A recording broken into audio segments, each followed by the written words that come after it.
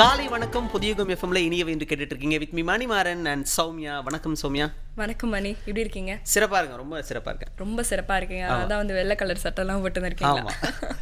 Okay மணி, நான் உங்ககிட்ட வந்து ஒரு கேள்வி கேட்கிறேன். இன்னைக்கு வந்து மனுஷன் நிறைய விஷயங்கள் கண்டுபிடிக்கிறான் இல்லையா? ஆனா அது எல்லாத்துக்கும் முன்னோடி என்ன தெரியுமா? என்னது? இயற்கை தான். இயற்கை. நான் எப்படி சொல்றேன் அப்படின்னு கூட நீங்க யோசிக்கலாம். ஒண்ணு இல்ல, சிம்பிளா ஒரு விஷயம் சொல்றேன். இந்த கேட்டர் பில்லர் இருக்கு இல்லையா? என்ன பில்லரு? கம்பளி பூச்சி. அப்படி சொன்னாதானே நமக்கு புரியும். அதை பார்த்து தானே ட்ரெயினை வந்து டிசைன் பண்ணாங்க. அதே மாதிரி வந்து இந்த தட்டாம்பூச்சி இருக்கு இல்லையா, டிராகன் ஃப்ளைன்னு இங்கிலீஷ்ல சொல்லுவாங்க. அதை பார்த்து தான் வந்து ஹெலிகாப்டர் வந்து டிசைன் பண்றதுக்கு ஐடியா இருக்கு. இப்படிலாம் வந்து பல விஷயம் சொல்றாங்க. அதே மாதிரி நம்ம கண்களை பார்த்து டிசைன் பண்ணதான் கேமரா.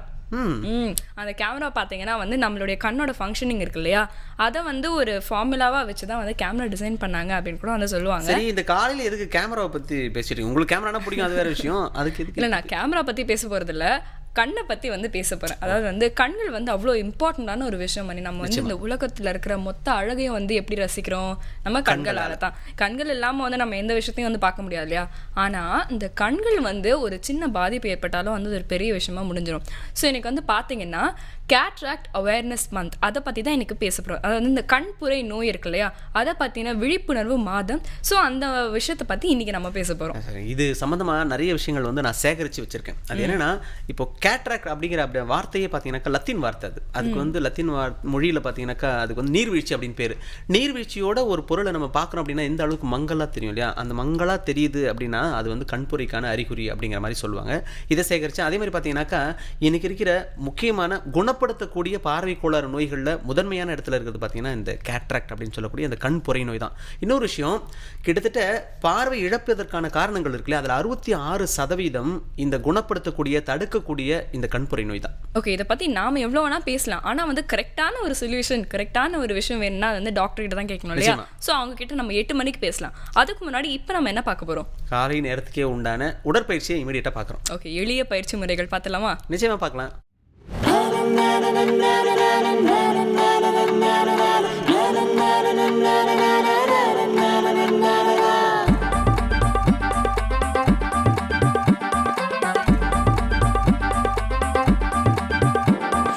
கையிலே கிடைத்த செல்வமே இந்த நாளல்லவா.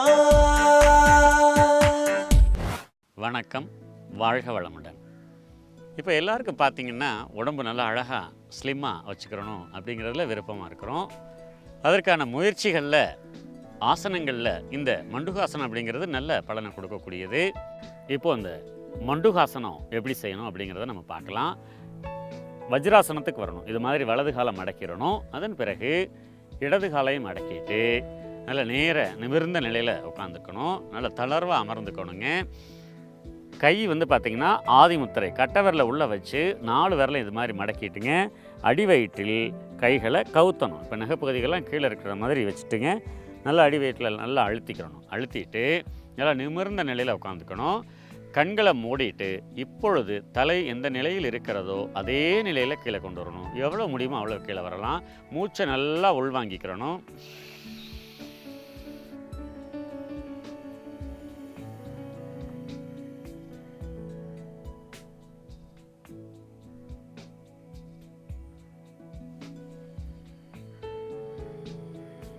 மீண்டும் அதே நிலையில் மூச்சை இழுத்துட்டு மேலே வரும். கால்களை முதல்ல நீட்டிக்கோங்க. இப்போது மண்டுகாசனம் செய்ய போகிறோம். வலது காலை மடக்கிக்கோங்க. வஜ்ராசன நிலைக்கு வரணும் இல்லைங்களா, வலது காலை மடக்கிக்கோங்க. அதன் பிறகு இடது காலை ஃபோல்டு பண்ணிக்கோங்க, மடக்கிக்கோங்க. நல்லா நேரம் நிமிர்ந்து உட்காந்துக்கோங்க. Chit straight. அமைதியாக உடலை தளர்வாக வச்சுக்கோங்க. ஒரு மூச்சு நல்லா மெதுவாக இழுத்து விடுங்க முதல்ல. இப்போது 2 கைகளையும் ஆதி முத்திரையில் வச்சுக்கோங்க.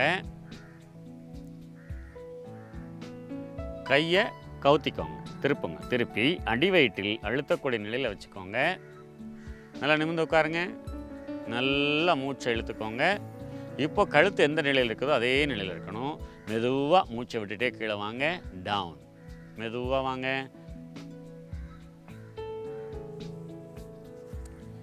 தலை மேலே பார்க்கணும். கழுத்து கொஞ்சம் மேலே திருப்புங்க. கழுத்து கொஞ்சம் மேலே திருப்புங்க. தணிகை வேலன் கழுத்து மேலே கொண்டுட்டு வாங்க. மேலே கொண்டு வாங்க. இப்படி திருப்புங்க. மேலே பாருங்கம்மா. கழுத்து மேலே தூக்குங்க. நல்லா தூக்குங்க. கழுத்து நல்லா மேலே தூக்குங்க. கழுத்து மேலே தூக்குங்கம்மா. முன்னாடி பார்க்கணும் மாதிரி.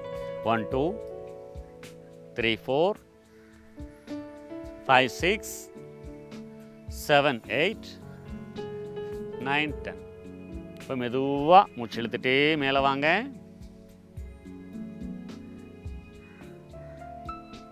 குட். இப்போது 2 கைகளையும் முன்னாடி கொண்டு வாங்க. முழங்கால் மேலே வச்சுக்கோங்க. ஒவ்வொரு காலாக ரிலீஸ் பண்ணுங்க.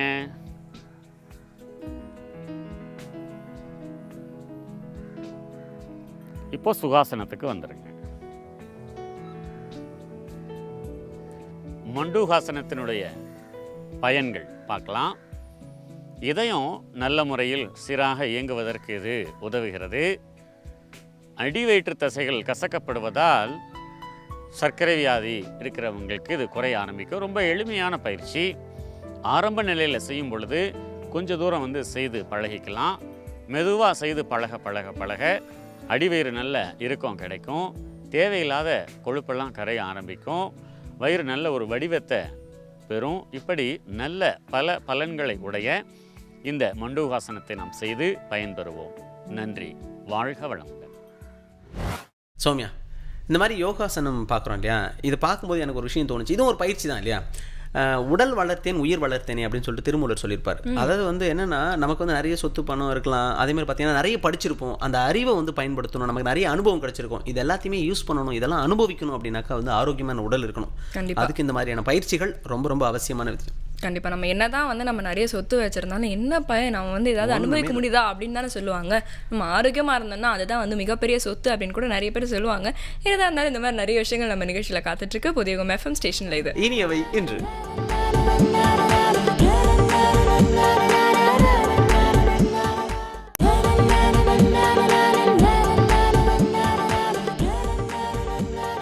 Welcome back. புதிய FM ஸ்டேஷனில் இனியவை என்று கேட்டுட்ருக்கீங்க. With me Sowmiya and Manimaran. Okay Mani, இப்போ நான் உங்ககிட்ட ஒரு வாழ்க்கைக்கான தத்துவத்தை சொல்கிறேன் பாருங்க. அப்படி என்ன தத்துவம் சொல்ல போறீங்க? சொல்லுங்க பார்க்கலாம். ஏன் நல்லா தத்துவம் சொல்லக்கூடாதா? அப்படி ஆச்சரியமாக கேட்குறீங்க. சொல்லுங்க. ஒன்றும் இல்லை, அடுத்து இளசை சுந்தரம் சார் தான் பேச போறாரு. சரி. அவர் தத்துவங்கள் நிறைய சொல்லுவார்னு வச்சுக்கோங்க. இருந்தாலும் அதுக்கு நம்ம ஒரு இன்ட்ரோ கொடுக்கணும் இல்லையா? ஓகே. அதாவது பார்த்தீங்கன்னா நம்ம எல்லாருமே ஏதாவது ஒரு விஷயத்தை நோக்கி ஓடிக்கிட்டே இருக்கோம். ஓகேயா? டெய்லி ஏதாவது ஒரு விஷயம் ட்ரை பண்ணுறோம். ஒன்றும் இல்லை, சின்னதாக இங்கே இருக்கிற கல்லை தூக்கி அங்கே போடணும் அப்படிங்கிறத நம்ம வேலைன்னு வச்சுக்கோங்க. சரி. எல்லாராலையும் அதை சீக்கிரமா செஞ்சிட முடியாது. சில பேர் ஒரு 2-3 முயற்சிகளுக்கு அப்புறம் தான் செய்வாங்க இல்லையா? ஆனா என்னதான் இருந்தாலும் எல்லாரும் கண்டிப்பா செஞ்சிருவாங்க. சிலர் என்ன பண்ணுவாங்கன்னா, அப்படி ஒரு கல்லை தூக்கி அவங்க வச்சிருவாங்க. ஐயோ என்னால வைக்க முடியலையே அப்படின்னு சொல்லிட்டு மூளையில உட்காந்துட்டு அழ ஆரம்பிச்சிருவாங்க. ஸோ பேசிக்கா எல்லாருமே என்ன சொல்றாங்கன்னா, யாராலையுமே செய்ய முடியாதது எதுவுமே கிடையாது, ஏன் தோல்வியை பார்த்து இப்படி பயப்படுறீங்க அப்படின்னு கேட்குறாங்க. அதே கேள்விதான் இப்போ இளசை சுந்தரம் சாரும் கேட்க போறாரு. ரைட், எல்லாம் கரெக்ட் தான். ஆரம்பத்தில் நீங்க ஒரு தத்துவம் சொல்றதா சொன்னீங்களே, அதை எப்போ சொல்லுவீங்க? ஏங்க இவ்வளவு பெரிய தத்துவத்தை ஒரு சின்ன கல்லு தூக்கி வைக்கிறதுல சொல்லியிருக்கேன். நீங்க என்ன இப்படி கேட்குறீங்க இல்லையா? தத்துவமா? இந்த விவரங்க ஏதொன்னும் தெரியாம ரொம்ப நேரம் நான் பேசிட்டேன். இப்போ இளசை சுந்தரம் சார் என்ன சொல்றான்னு கேட்கலாமா? பார்க்கலாம். ஆளுமை திறன் பற்றி சிந்திக்கிற சிந்தனையாளர்கள் இன்னொரு அருமையான குணத்தை நாம் உணர்ந்து கொள்ள வேண்டும் என்று வற்புறுத்துகிறார்கள். அது என்ன தெரியுமா? அவமானங்களை உரமாக்குங்கள். அவமானப்படுறதே நம்ம விரும்புறதில்லை. அவமானம் வந்துருமோங்கிறதுனால பல காரியத்தில் ஈடுபடுறதே இல்லை. இந்த அவமானத்தை தாங்கிக் கொள்ள முடியாமல் வாழ்க்கையை முடித்து கொண்டவர்கள் பல பேர். இப்படிப்பட்ட சூழ்நிலை தான் சமூகத்தில் அதிகமாக இருக்கிறது. இதை உரமாக்குங்கள் என்று சொல்வது இன்னொரு ஆச்சரியமான செய்தியாக இருக்கு. நிகழ்வுகள் நடக்கும், ஆனால் இந்த நிகழ்வுகளிலே சில தோல்விகள், அவமானங்கள் நமக்கு நேரலாம். ஆனால் அந்த அவமானங்களால் தலைகுடிந்து போகாமல், வீழ்ந்து போகாமல், மீண்டும் எழுந்து தொடர்ந்து செயல்படுவது எப்படி? 9 முறை வீழ்ந்தவனை பார்த்து பூமி சொல்லுகிறது, எழுந்திரு, 10வது முறை நீ நிற்கலாம். 9 முறை விழுந்த அனுபவத்திலிருந்து அடுத்த முறை விழாமல் இருக்கிற ஒரு தன்மை உனக்கு வரும். ஆக தோல்விகள் வீழ்ச்சிகள் அல்ல, தோல்விகள் அனுபவங்கள். அவைகளை அனுபவங்களாக எடுத்துக்கொண்டால் அவமானங்களை உரமாக்கி கொள்ளலாம். தாமஸ் ஆல்வா எடிசன் பள்ளிக்கூடத்தில் பிள்ளையாக மாணவனாக இருக்கும்போது வெறும் மக்கு, ஒன்றும் தெரியாது. தலை வேற எல்லா பிள்ளைகளை விட ரொம்ப பெரிய தலை. எல்லாரும் வாத்தியார் பிள்ளைகள்லாம் கேலி செஞ்சு கடைசியில் பள்ளிக்கூடத்தை விட்டு விரட்டி விட்டாங்க. நீ ஒன்றுக்கும் லாய்க்கு இல்லைன்னு அவர் அவமானப்பட்டார். ஆனால் அந்த அம்மா அந்த அவமானங்களை உரமாக்கினார்கள். இப்படி எல்லாரும் உன்னை சொன்னார்களா? அவர்கள் முன்னால் நீ எப்படிப்பட்ட மனிதனாக வருவாய் என்று நான் உணர்த்தி காட்டுகிறேன். அவமானம் உரமானது. எத்தனை விஞ்ஞான கண்டுபிடிப்புகள்! அந்த அவமானத்துக்காக அந்த பிள்ளை முடங்கி போயிருந்தால் அப்போதே அந்த மலர் கருகி போயிருக்கும் அல்லவா? இப்படி வாழ்க்கையிலே பல தோல்விகளை, அனுபவங்களை சந்தித்தவர்கள், அதை உதறிக்கொண்டு சிலிர்த்து கொண்டு எழுந்தவர்கள் தான் நிறைய சாதனைகளை செய்திருக்கிறார்கள். அதே போல் வேறு காரியங்களில் ஈடுபட்டவர்கள். இப்போ உதாரணத்துக்கு ஒரு சொல்லுகிறேன். மாணவர்கள் இருக்கிறார்கள், படிக்கிறார்கள், மார்க் வாங்குகிறார். அதை விட பேச்சாற்றலை வளர்த்து கொள்ள வேண்டும் என்று சில மாணவர்கள் எண்ணுகிறார்கள். கண்டிப்பாக வளர்த்து கொள்ள வேண்டும். எந்த துறைக்கு பணிக்கு போனாலும் இப்போது பேச்சாற்றல் தேவைப்படுகிறது. அப்பொழுது நான் கல்லூரியில் பேச போயிருந்தவங்க சொன்னார்கள், பேச்சாற்றலை எப்படி வளர்த்து கொள்ளலாம் என்று எங்கள் மாணவர்களுக்கு கொஞ்சம் ஆலோசனை சொல்லுங்கள் இருக்கிற நேரத்தில் என்று அந்த முதல்வர் கேட்டபோது அவர்களுக்கு ஒரு சின்ன வழி சொல்லி கொடுத்தேன். பள்ளிக்கூடத்திலேயோ கல்லூரியிலேயோ பேச்சு போட்டி நடத்துவதற்கு பேர் பதிவு செய்தால் வழக்கமாக 4-5 பேர் தான் கொடுப்பீர்கள். ஆனால் இப்போது நீங்கள் 100 பேருக்கு மேலே கொடுங்கள். பேச தெரியாது என்று கவலைப்படாதீர்கள். தலைப்பை வாங்கிக் கொள்ளுங்கள். நேரம் 5 நிமிடம். மைக்கு முன்னாடி போய் நில்லுங்கள். கால்கள் உதறும், வாய் உலரும், வார்த்தைகள் வராது. கவலையே படாதீர்கள். நின்று விட்டு கீழே இறங்கி விடுங்கள். எல்லாரும் கைதட்டி கேலியாக சிரிப்பார்கள். அந்த அவமானத்தை ஏற்றுக்கொள்ளுங்கள். அதை கண்டு கலங்கி விடாதீர்கள். ஏனென்றால் அதுதான் உங்களுக்கு உரமாக போகிறது. அடுத்த பேச்சு போட்டியிலே கலந்து கொள்ளுங்கள். அப்போவும் அதே நிலைமைதான். அந்த அவமானத்தையும் தாங்கிக் கொள்ளுங்கள். மீண்டும் போட்டிக்கு போங்கள். 3வது முறை, 4வது முறை, 5வது முறை, 6வது முறை நீங்கள் மேடையில் நிற்கின்ற போது உடல் நடுக்கம் நிற்கும், வேர்ப்பது நிற்கும், வாய் உலறுவது நிற்கும். உங்களுக்குள்ளே ஒரு தன்னம்பிக்கை ஊற்றெடுக்கும். சில வார்த்தைகள் வரும். இந்த 6 போட்டிகளிலே பெற்ற அனுபவம் உங்களுக்கு அந்த தைரியத்தை தரும். 7வது முறை, இன்னும் 8வது முறை, இன்னும் 9வது முறை, 10வது முறை நீங்கள் பெரிய பேச்சாளர். அந்த அவமானங்கள், மற்ற நாட்களெல்லாம் பட்ட அவமானங்கள் தான் நீங்கள் பெரிய பேச்சாளர் என்ற உயரத்தை எட்டுவதற்கு உரமாக அமைந்திருக்கிறது என்பதை மறந்து விடாதீர்கள். மற்ற நாள்களில் ஏற்பட்ட அவமானத்தை தாங்கிக் கொள்ள தயாராக இருக்கிறவர்கள் சிறந்த பேச்சாளராக வருவார்கள். அப்படி உலக வரலாற்றிலே பேசவே தெரியாது என்று சொல்லப்பட்ட பல பேர் அவர்கள் பெரிய பேச்சாளராக காட்டியிருக்கிறார்கள். டெமோஸ்தெனீஸ் என்பவருக்கு திக்குவாய். சின்ன வயசிலே 4 வார்த்தையை தொடர்ந்து பேச முடியாது. எல்லாரும் அவரை திக்குவாய் திக்குவாய் என்று கேவலமாக பேசினார்கள். அவர் அதற்காக சோர்ந்து போய் வீழ்ந்து விடவில்லை. அதை ஒரு உந்து சக்தியாக ஆக்கி கொண்டு சின்ன சின்ன கூழாங்கற்களை வாயிலே போட்டுக்கொண்டு கடற்கரை ஓரங்களில் வாய் எட்டியவரை கத்தி கத்தி கத்தி தன்னுடைய நாக்கை ஒரு பக்குவத்துக்கு கொண்டு வந்து பேசத் தொடங்கி உலகத்திலே சிறந்த பேச்சாளர் என்ற பெருமையை பெற்றார் என்றால் அவமானத்தை உரமாக்குறது. ஒரு சின்ன நிகழ்ச்சியை சொல்கிறேன். ஒரு குட்டையில் தவளைகள்லாம் கிடக்குது. அப்போது ஒரு தலைமை தாங்குகிற தவளை சொல்லுது, ஏன் கத்திட்டு கிடக்குறீங்க? குளத்துக்கு அருகில் ஒரு பெரிய கொடிமரம் இருக்குது. அந்த கொடிமரத்தில் யார் ஏறுங்க, போட்டி போடுங்க, என்ன ஏதாவது செயலை செய்யுங்கப்பா அப்படின்னு. அப்படி சொன்ன உடனே எல்லா தவளையும் தயங்குது, இதில் எப்படி ஏற முடியும் அப்படின்னு. ஏன்னா நமக்கு இந்த பிரச்சனை வர்றதுக்கு காரணம் என்ன தெரியுமா? அடுத்தவங்க என்ன சொல்லுவாங்களோ, அடுத்தவங்க என்ன சொல்லுவாங்களோ, இதுதான். இது எப்போ நம்ம காதில் போட்டோமோ நம்ம முன்னேறவே முடியாது. அதில் 4 தவளை முன் வந்தது. 4 தவளையும் மேலே ஏறுது. அப்போ மற்ற தவளைகள்லாம் உற்சாகப்படுத்தணும்ல.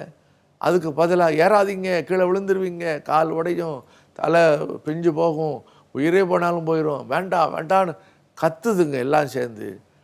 அதை கேட்டு 3 தவளை பொத்து பொத்துன்னு கீழே விழுந்துருச்சு. ஒரு தவளை மட்டும் மேலே ஏறி ஏறி அந்த கொடிக்கம்பத்தின் சிகரத்துக்கு போனது. ஏன் அந்த தவளையால் முடிஞ்சது தெரியுமா? அந்த தவளைக்கு காது கேட்காது. இவர்கள் போட்ட கூச்சல் எதுவுமே கேட்கவில்லை. அதனால் தன் முனைப்பிலே மேலே போனது வெற்றி பெற்றது என்று சொல்லுவார்கள்.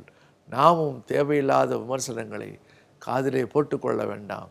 அவமானங்களை உரமாக்கினால் நிச்சயமாக தலைமை பொறுப்பு நமக்கு வரும். சௌமியா, தோத்தவங்க எல்லாரும் துவண்டு போயிருந்தா இந்த உலகத்தில் ஏற்றங்களும் மாற்றங்களும் வந்தே இருக்காது. அது மட்டும் இல்லாமல் துணிஞ்சு நின்று இந்த உலகத்தில் ஏதோ ஒரு சரித்திரம் படைக்கணும் அப்படிங்கிற முடிவுக்கு நான் வந்துட்டேன் சார் சொன்ன பிறகு. நானும் ஒரு முடிவுக்கு வந்துட்டேன். நான் சொல்ற தத்துவங்களே பெட்டரா இருக்கு, இனிமே நானே தத்துவம் சொல்லலாம் அப்படின்னு சொல்லிட்டு. அப்படியா? ஆமா மணி. ஆனால் இருந்தாலும் நீங்க சொன்னது நல்லா தான் இருந்தது, எனக்கு வந்து தூய தமிழ்ல சொன்னீங்க. இருந்தாலும் இப்போ அடுத்து பார்த்தீங்கன்னா வந்து நம்ம நிறைய நல்ல விஷயங்கள் பார்த்துட்டு வரோம் இல்லையா? அதோட தொடர்ச்சி அடுத்து பார்த்தீங்கன்னா சித்த வைத்தியர் அருண் வந்து பேச போறாரு. நேத்து நம்ம என்ன பத்தி பார்த்தோம்? நேத்து என்ன பத்தி பார்த்தோம்? இன்னைக்கு எண்ணெயை பத்தி பார்த்தோம். இப்போ வந்து விளக்கெண்ணெயை பத்தி பார்க்க போறோம். விளக்கெண்ணெய் அப்படின்னாலே நமக்கு தெரியும், ரொம்ப குளிர்ச்சியான ஒரு பொருள். அது வந்து பார்த்தீங்கன்னாக்கா வந்து ஹீட்டை வந்து ரெடியூஸ் பண்ணும், அடிக்கடி நம்ம அதை பயன்படுத்தணும், ரொம்ப எளிமையாக கிடைக்கக்கூடிய ஒரு பொருள். இது மட்டும் தான் எனக்கு விளக்கெண்ணெய் பற்றி. குறிப்பாக வந்து இந்த மாதிரியான ஒரு வெயில் காலத்தில் வந்து விளக்கெண்ணெய்கள் வந்து கண்டிப்பாக நம்ம வந்து பயன்படுத்தணும் அப்படின்னு சொல்கிறாங்க. பட் டீட்டெயிலாக நம்மளுக்கு தெரியாது இல்லையா? ஸோ அவர் என்ன சொல்கிறாருன்றதை கேட்கலாமா? அருண் சார் தானே, வாங்க கேட்கலாம். விளக்கெண்ணெய் எதுலேருந்து எடுக்கிறாங்கிறது உங்களுக்கு தெரியுங்களா? ஆமணக்கு விதையிலேருந்து விளக்கெண்ணெய் எடுப்பாங்க. கரெக்டாக சொன்னீங்க. ஆமணக்கு விதையிலேருந்து விளக்கெண்ணெய் ப்ரிப்பேர் பண்ணுறதுக்கு 2 மெத்தட் இருக்குது. ஓ, அதாவது பச்சை எண்ணெய்ன்னு சொல்லுவாங்க, அப்புறம் ஊற்றின எண்ணெய் அப்படின்னு சொல்லுவோம். பச்சை எண்ணெய்ன்னு சொல்லும்போது ஆமணக்கு விதையை அந்த வெளியில் இருக்க கவரிங் அந்த ஓடை மட்டும் நீக்கிட்டு அதை அப்படியே மிஷினில் கொடுத்து அரைச்சி எடுக்கிறது வந்து பச்சை எண்ணெய் அப்படிங்கிறது சொல்லுவோம். ஊற்று எண்ணெய்ங்கிறது அந்த ஆமணக்கு விதையோட அதை 1-2 இடித்த விதையோட தண்ணீர் ஊற்றி கொதிக்க வைப்போம். அந்த கொதிக்க வைக்கும் போது அது மேலே மிதக்கிற எண்ணெயை வலிச்சு எடுத்துக்குவோம். அதில் இருக்கிற நீரை சுத்தப்படுத்துறதுக்கு, நீரை வெளியேற்றுறதுக்கு திரும்ப லேசாக சூடு பண்ணிக்குவோம். இது வந்து ஊற்று எண்ணெய்ன்னு சொல்லுவோம். இதுதான் மருத்துவத்திற்கும் உள்ளே சாப்பிட்றதுக்கும் வெளிப்புறமாக பயன்படுத்துறதுக்கும் மிகச்சிறந்த எண்ணெய்ன்னு இது சொல்லுவோம். இன்னும் ஆமணக்கு நம்ம சொன்னதுனால ஆமணக்கில் உள்ள மற்ற பலன்கள் நம்ம பார்க்கணும்னு சொன்னால் ஆமணக்கோட கொழுந்து, ஆமணக்கோட இலையோட கொழுந்து இருக்கு இல்லையா, அது ஜீரகம், கற்பூரம், இந்த 3 அரைச்ச கலவை. அதாவது ஆமணக்கு கொழுந்து ஒரு இலைனா ஒரு 1/2 டீஸ்பூன் ஜீரக பொடியும் ஒரு பிஞ்ச் ஆஃப் கற்பூரமும் சேர்த்து அரைச்சதை ஒரு எலுமிச்சங்காய் அளவு வந்துடும். அதை காலையில் வெறும் வயிற்றில் சாப்பிடும்போது மஞ்சட்காமாலைக்கு ஒரு மிகச்சிறந்த மருந்தாக இருக்கும். வேறு எந்த மருந்துமே தேவையில்லை. அந்த பத்தியமாக இருந்தாலே அந்த காமாலை நோய்க்கு ஆமணக்கு கொழுந்து மிகச்சிறந்த மருந்தாக பல இடங்களிலையும் காமாலை மருந்து கொடுக்குறாங்க இல்லையா, அவங்க பயன்படுத்திட்டு இருக்காங்க. மஞ்சக்காமலை வந்து பிறந்த குழந்தைங்களுக்கு கூட வரும். தாராளமாக கொடுக்கலாம். குழந்தைங்கள்லேருந்து பெரியவங்களுக்கு எல்லாருக்குமே இந்த மருந்து வந்து ரொம்ப சிறப்பான மருந்தாக இருக்கும். விளக்கெண்ணெய் நம்ம பார்க்கும்போது விளக்கெண்ணெய் ஒரு மருந்து தான். அது நம்ம பருப்பு வேக வைக்கும்போது விளக்கெண்ணெய் 2 சொட்டு நம்ம விட்டு வேக வச்சோம்னா பருப்பும் நல்லா வேகும். அந்த பருப்பினுடைய மந்தமும் குறையும் நம்ம ஏற்கனவே பார்த்துருக்குறோம். அந்த வகையில் உணவுப் பொருளாகவும் விளக்கெண்ணெய் பயன்படுது. இன்னும் விளக்கெண்ணெயில் நம்ம முக்கியமான பலன்னு பார்த்தீங்கன்னா மலச்சிக்கல் உள்ளவங்களுக்கு வந்து விளக்கெண்ணெய் பயன்படுத்தும் போது மலம் இலகி வெளியேறக்கூடிய ஒரு சூழ்நிலை உருவாகும். மலச்சிக்கல்ங்கிறது முழுமையாக குறையிறதுக்கு விளக்கெண்ணெய் பயன்படுத்தலாம். குழந்தைங்களாக இருந்ததுன்னா ஒரு 2 மில்லியிலேருந்து ஒரு 5 மில்லி வரைக்கும் அவங்க வயதுக்கு தகுந்த மாதிரி கொடுக்கலாம். பெரியவங்களுக்கு வந்து ஒரு 10 மில்லியிலேருந்து 20 மில்லி வரைக்கும் எவ்வளோ சாப்பிட்டா இலகலாம் மலம் போகுதோ அந்த அளவுக்கு இரவு நேரங்களில் இந்த விளக்கெண்ணெய் வந்து எடுத்துக்கிடலாம். அது இல்லாமல் வெளி மருந்தாகவும் விளக்கெண்ணெய் நம்ம வந்து பயன்படுத்த முடியும். வெளிப்புறமாக தேய்க்கும் போது தோல் வறட்சி நீங்கி தோல் வந்து பளபளப்பாகும். உடல் வந்து குளிர்ச்சி அடைகிறதுக்கு உச்சந்தலையிலையும் உள்ளங்காலையும் விளக்கெண்ணெய் வைக்கிற பழக்கம் இருக்குது. குழந்தைங்களுக்கு வந்து அழுதுகிட்டே இருக்கு, அது நீர்க்கடுப்புனால் அழுதுகிட்டே இருக்கலாம், நமக்கு தெரியாது. அது அந்த மாதிரி சூழ்நிலையில் வயிற்றை தொப்புளை சுற்றி நம்ம விளக்கெண்ணெய் தடவும் போது இந்த நீர் சுருக்கு வந்து சரியாகும். உடல் சூடு குறைஞ்சு அந்த குழந்தையோட அழுகை உடனடியாக நிற்கும். பெரியவங்களோட வயிற்று வலிக்கும், சூட்டுனால வரக்கூடிய வயிற்று வலிக்கு, பெண்களுக்கு ஏற்படக்கூடிய மாதவிடாய் காலத்தில் ஏற்படக்கூடிய வயிற்று வலிக்கு, இது எல்லாத்தையுமே விளக்கெண்ணெயில் வெளிப்புறமாக தடவுற வழக்கமும் இருக்குது. அந்த வெளிப்புறமாக வயிற்றை சுற்றி தடவும் போதே அந்த விளக்கெண்ணெயை தடவும் போதே இந்த வயிற்று வலி, சூட்டு வலி இது எல்லாமே வந்து சரியாகும். இன்னும் முக்கியமாக நோய் நிலைகள்னு பார்க்கும்போது ஆசனவாய் வெடிப்புன்னு நம்ம சொல்லுவோம். நிறையா பேருக்கு அது இருக்கும். ஆசனவாய் வெடிப்புங்கிறது வந்து வெளியில் போகும்போது அது மோஷன் போயிட்டு முடித்த உடனே கடுமையான ஒரு வலி இருக்கும். ஒரு 1 மணி நேரம் 2 மணி நேரம் வரைக்கும் அந்த வலி இருக்கும். அதற்கு வந்து வெளிப்புறமாக ஆசன வாயில் விளக்கெண்ணெயை தடவினாலே அதுவே ஒரு மருந்தாக செயல்பட்டு அந்த வெடிப்பை குணமாக்கக்கூடிய தன்மையும் அந்த விளக்கெண்ணெய்க்கு இருக்குது. அதே மாதிரி அந்த ஆசனவாய் வெடிப்பு உள்ளவங்க விளக்கெண்ணெய் இரவில் படுக்கும்போது ஒரு 15 மில்லியிலேருந்து 20 மில்லி வரைக்கும் உள்ளே குடிச்சிட்டு படுத்தாங்கன்னா காலையில் மலம் இலகலாக போகும். அப்போ அந்த பாதையில் உள்ள புண்கள் ஆறுவதற்கும் அது ஒரு வழிவகுக்கும். அந்த வகையில் உள்மருந்தாகவும் வெளிமருந்தாகவும் இந்த ஆசனவாயு வெடிப்புக்கு வந்து விளக்கெண்ணெய் வந்து பயன்படும். மூலவியாதி உள்ளவங்களுக்கும், அதாவது ஆசனவாயு வெடிப்புக்கும் மூலவியாதிக்கும் வித்தியாசம் இருக்குது. ஆசனவாயில் வரக்கூடிய அந்த ஆசனவாயு பகுதியில் வர வெடிப்பை தான் ஆசனவாயு வெடிப்பு, ஃபிஷர்னு சொல்லுவோம். மூலங்கிறது பைல்ஸ், வெளிப்புறமாக இருக்கக்கூடிய கட்டிகளோ இல்லை மோஷன் போகும்போது ரத்தம் போகிறதோ, இந்த மாதிரியான இல்லை வெளியிலேயே ஒரு மாஸ் மாதிரி இருக்கிறதோ, இது எல்லாமே பைல்ஸில் வரும். அவங்களும் பழம் இலகலாக போகிறதுக்காக அந்த விளக்கெண்ணெயை உள்ளே குடிக்கலாம். விளக்கெண்ணெயை வந்து தாராளமாக உள்ளே எடுத்துக்கலாம். மலம் இலகலாக போடுறதுக்கு அதை விட சிறந்த மருந்து எதுவுமே இல்லை. பால்ல எவ்வளவு அளவுன்னு சொல்லிருங்க எங்களுக்கு. அதான் பால் எவ்வளோ எடுத்துக்கிட்டாலும் பிரச்சனை இல்லை, விளக்கெண்ணையோட அளவு முக்கியம். விளக்கெண்ணையோட அளவு 10 மில்லியிலிருந்து ஆரம்பிக்கலாம் பெரியவங்களுக்கு. சின்ன குழந்தையா இருந்தோன்னா ஒரு 2-3 மில்லி 5 மில்லிங்கிறத வயதுக்கு தகுந்த மாதிரி நம்ம நிதானம் பண்ணிக்கலாம். பெரியவங்களும் அந்த அளவை வந்து மறுநாள் எவ்வளோ மோஷன் போகுதுங்கிறத பொறுத்து, அதாவது ஒருவேளை அதிகமாக போச்சுன்னா அளவை குறைச்சிக்கலாம், போகலை அப்படின்னா அளவை கூட்டிக்கலாம். அதிகபட்சமாக 30 மில்லி வரைக்கும் விளக்கெண்ணெய் தாராளமாக எடுத்துக்கலாம். இந்த மாதிரி விளக்கெண்ணெயை நம்ம தொடர்ந்து பயன்படுத்தும் போது நிறைய பலன்கள் அதில் இருக்குது. இப்போ தீக்காயம் இருக்குது, அந்த லேசாக ஒரு தோசை விடும்போதோ இல்லை ஒரு தாளிக்கும் போதோ தீ தெரிச்சிருந்தா கூட அந்த விளக்கெண்ணெய் அதில் அப்ளை பண்ணால் அந்த தீ புண்களுக்கும் சின்ன சின்ன புண்களுக்குமே வெளிமருந்தாக வந்து அது வந்து பயன்படும். எண்ணெய் தேய்ச்சி குளிக்கிறதுக்கும் இதை பயன்படுத்தலாம். அதிகமாக உடல் சூடடைஞ்சிருக்கும் போது எண்ணெய் தேய்ச்சி குளிக்கிறதுக்கு பயன்படுத்தும் போது உடல் எரிச்சல், கண் எரிச்சல், இந்த மாதிரியான பிரச்சனைகள், சூட்டுனால வரக்கூடிய பிரச்சனைகள் எல்லாமே இந்த எண்ணெய் தேய்ச்சி விளக்கெண்ணெய் தேய்ச்சி நல்லெண்ணெய் தேய்ச்சி குளிக்கிற மாதிரி விளக்கெண்ணெய் தேய்ச்சியும் குளிக்கலாம். பொதுவாக நல்லெண்ணெய் தேய்ச்சி குளிக்கிறது வாரத்துக்கு 2 முறைன்னு வச்சுருக்கிறோம். அதிகப்படியான சூடு இருக்கும்போது வாரத்துக்கு 1 முறை விளக்கெண்ணெய் தேய்ச்சி குளிக்கிற வழக்கத்தை நம்ம ஏற்படுத்திக்கலாம். ரொம்ப நன்றி டாக்டர். விளக்கெண்ணெயை வந்து இப்படி உள்மருந்தாகவும் பயன்படுத்தலாம், வெளியிலையும் வந்து அது பயன்படுத்தும் பொழுது அதனால என்ன பயன்கள் இருக்கும்னு ரொம்ப தெளிவாக சொன்னீங்க. ரொம்ப நன்றி.